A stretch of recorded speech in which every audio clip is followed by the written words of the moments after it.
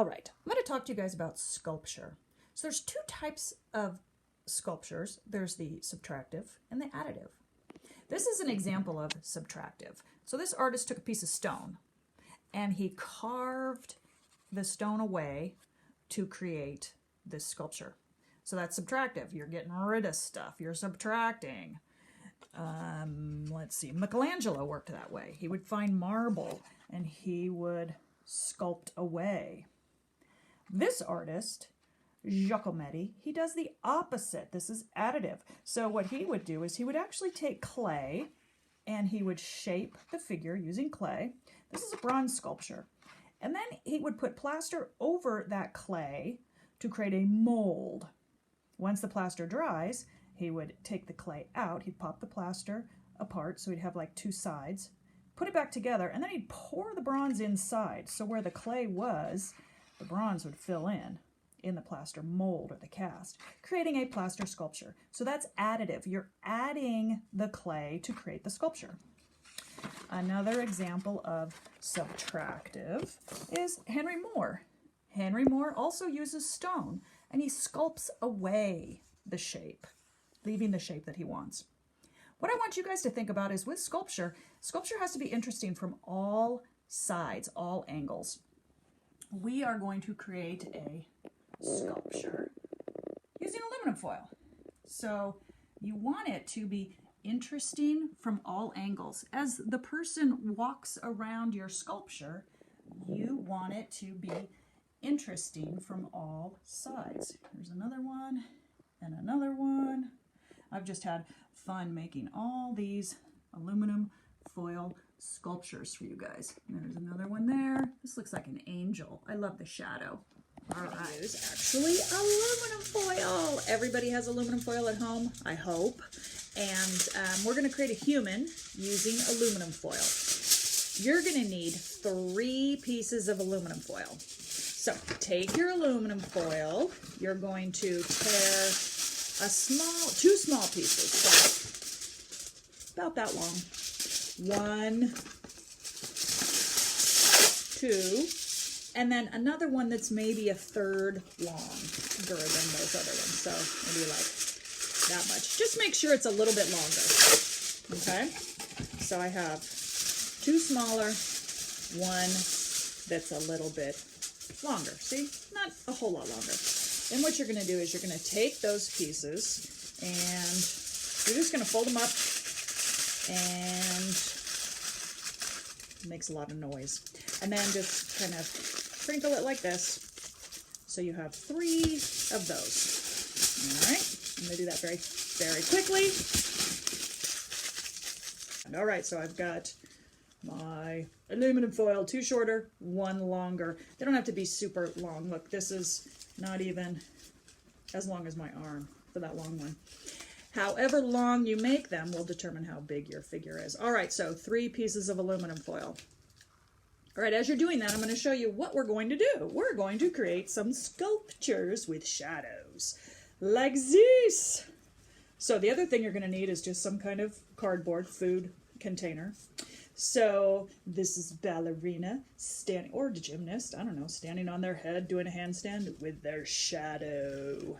Very impressive. And then you can decorate it. Put some, this is just old pieces of sock and yarn on there. All right, there's 1. Here's another one that I made. Voila, he has a sword. So this guy's ready for battle. He's a knight. And then again, just yarn wrapped around 4 pair of shorts. This is just a newspaper for a cape. Just a piece of newspaper for a cape taped on there. And then I just put this here like it's a well or a bucket.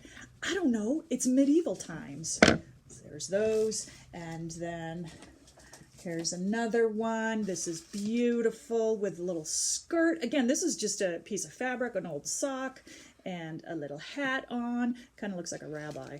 I love it. All right, so that's what we're going to create today.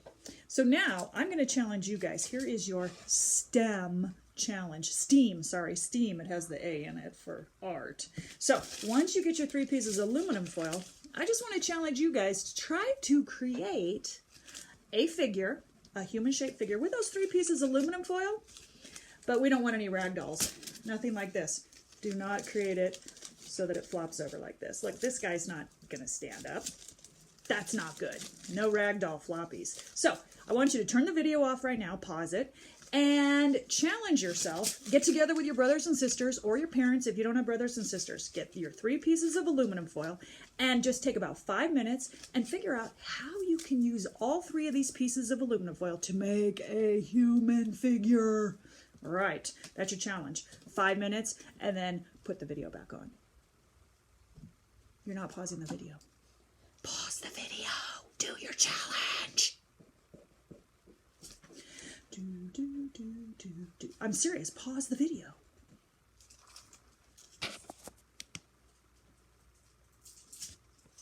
You have to write it back. Okay, so how successful were you at the challenge? I'd love to see some of your sculptures that you made. And hopefully they don't flop over like a rag doll.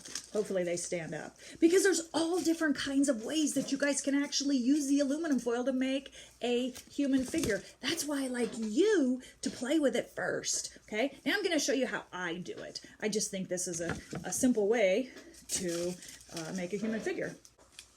Okay, so you're going to take your longer piece of aluminum foil and one of the shorter pieces, and at one end, put them so that they're the same height. These are going to be the legs and the feet.